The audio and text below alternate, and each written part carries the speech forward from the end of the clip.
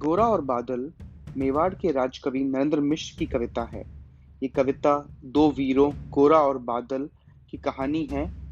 कैसे उन्होंने मेवाड़ राजकुल की कुलबहू पद्मिनी की सहायता करी और कैसे उन्होंने खिलजी से टक्कर लेके अपने महाराणा राणा रावल रतन सिंह को आजाद करवाया। तो सुनिए गोरा और बादल।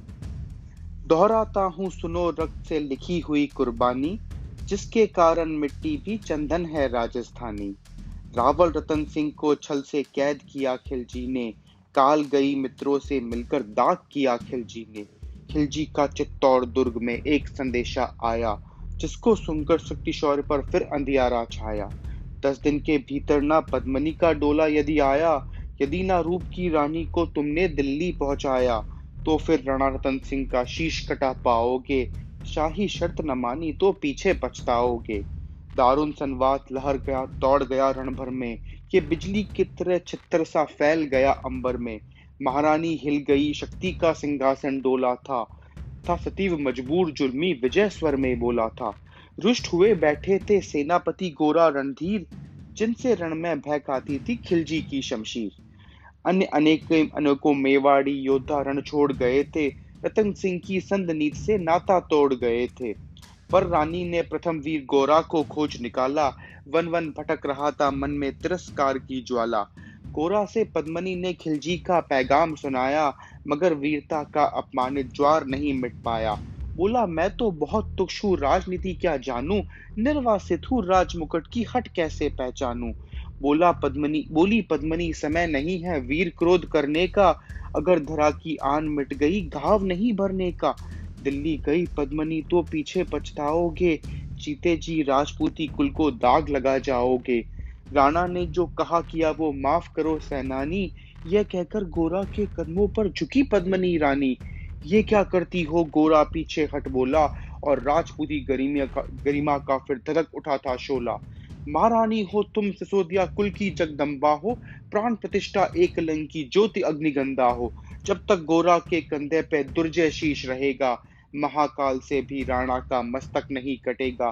तुम निश्चिंत रहो महलों में देखो समर भवानी, और खिलजी देखेगा केसरिया तलवारों का पानी। राणा के सकुशल आने तक गोरा नहीं मरेगा, एक पहर तक सर कटने पर धड़ युद्ध करेगा। एक लिंग की शपथ महाराणा वापस आएंगे, महाप्रलय के घोर प्रमंजन भी नहीं रोक पाएंगे। शब्द शब्द मेवाड़ी सेनापति का था तूफानी, शंकर के डमरू में जैसे जाएगी वीर भवानी। जिसके कारण मिट्टी भी चंदन है राजस्थानी, दोहराता हूँ सुनो रक्त से लिखी हुई कुर्बानी। खिलजी मचला था पानी में आग लगा देने को, पर पानी प्यासा बैठा था ज्वाला पी लेने को। गोरा का आदेश हुआ सज गए 700 डोले, और बाकुरे बदल से गोरा सेनापति बोले, खबर भेज दो खिलजी को स्वयं पद्मनी आती है, अन्य 700 सखियां भी वो साथ लिए आती है। स्वयं पद्मनी ने बादल का कुमकुम तिलक किया था, दिल पर पत्थर रखकर भी की आंखों से विदा किया था। और 700 सैनिक जो यम से भी भिड़ सकते थे, हर सैनिक सेनापति था लाखों से लड़ सकते थे। एक एक कर बैठ गए सज गई डोलियां पल में, मर मिटने की होड़ लग गई थी मेवाड़ी दल में। हर डोली में था एक वीर चार उठाने वाले, पांचों ही शंकर के गण की तरह समर मत वाले। बज कूच शंख सैनिकों ने जयकार लगाई, हर हर महादेव की ध्वनि से दशो दिशा लहराई। गोरा बादल की अंतस में जगी ज्योत की रेखा, मातृभूमि चित्तौड़ दुर्ग को फिर जी भर कर देखा। कर प्रमाण चढ़े घोड़ों पर सुबक अभिमानी, देशभक्ति की निकल पड़ी लिखे वो अमर कहानी।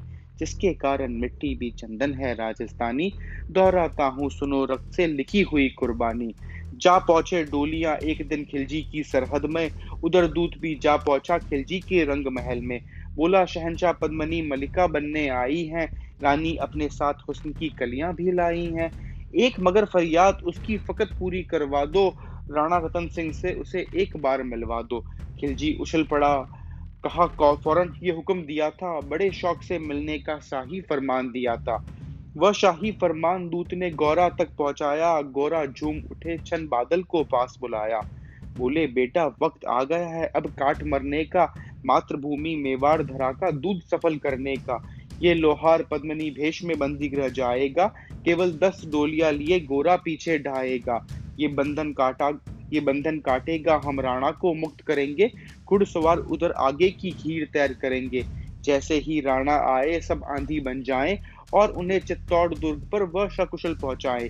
अगर भेद खुल गया वीर तो पल की देर न करना, और शाही सेना पहुंचे तो बढ़कर रण करना। राणा जिए जिधर शत्रु को उधर बढ़ने ना देना, और एक यवन को भी उस पद पर पांव न धरने देना। मेरे लाल लाडले बादल आन न जाने पाए, तिल तिल कट मरना मेवाड़ी मान न जाने पाए। ऐसा ही होगा काका, राजपूती अमर रहेगी, बादल की मिट्टी में भी गौरव की गंध रहेगी। तो फिर आ बेटा बादल साइन से तुझे लगा लूं, हो ना सके शायद अब मिलन, अंतिम लाड लड़ा लूं।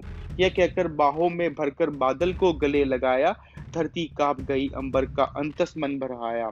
सावधान का पुंत पंथ पर बड़े गौरा सेनानी, पूछ लिया झट से बढ़कर बूढ़ी आंखों का पानी। जिसके कारण मिट्टी भी चंदन है राजस्थानी, दोहराता हूँ सुनो रक्त से लिखी हुई कुर्बानी। गौरा की चातुरी चली राणा के बंधन काटे, छाट छाट कर शाही पहरादारों के सर काटे। लिपट गए गौरा से राणा गलती पर पछताए, सेनापति की नमक खलाली देख नयन भर आए। पर खिलजी का सेनापति पहले से ही था शंकित, वो मेवाड़ी चट्टानी वीरों से था आतंकित। तब उसने लिया समझ पद्मनी नहीं आई है, मेवाड़ी सेना खिलजी की मौत साथ लाई है। पहले से तैयार सैन्य दल को उसने ललकारा, निकल पड़ा तीरी दल को बजने लगा नगाड़ा। दृष्टि फिरी गौरा का राणा को समझाया, रण मतवाले को रोका जबरन चित्तौड़ पठाया। राणा चले तभी शाही सेना लहकर आई, खिलजी की लाखों नंगी तलवारें पड़ी दिखाई। खिलजी ललकारा दुश्मन को भाग न जाने देना, रतन सिंह का शीश काट कर ही वीरो दम लेना। टूट पदो मेवाड़ी शेरो बादल सिंह ललकारा, हर हर महादेव का गर्जा नभ भेदी जयकारा। निकल डोलियों से मेवाड़ी बिजली लगे चमकने, खाली का कप्पर भरने तलवारें लगी खटकने। राणा के पथ पर शाही सेना तनिक बड़ा था, पर उस पर तो गोरा हिमगिरी सा आ खड़ा था। कहा जफर से एक कदम भी आगे न बढ़ सकोगे, यदि आदेश न माना तो कुत्तों की मौत मरोगे। रतन सिंह को दूर न उनकी छाया तुम्हें मिलेगी, दिल्ली की भीषण सेना की होली अभी जलेगी। यह कहकर महाकाल बन गोरा राणा रण में हुंकारा, लगा काटने शीश वही समर में रक्त की धारा। खिलजी की असंख्य सेना से घोड़ा घिरे हुए थे, लेकिन मानो में वे रण में मृत्युंजय बने हुए थे। पुण्य प्रकाशित होता था जैसे अग्रित पापों से, फूल खिलता रहा असंख्य कांटों के संतापों से।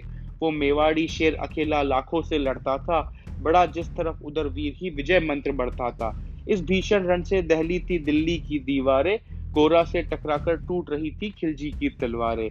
मगर कयामत देख अंत में छल से काम लिया था, गोरा की जंगा पर अली ने छिपकर वार किया था।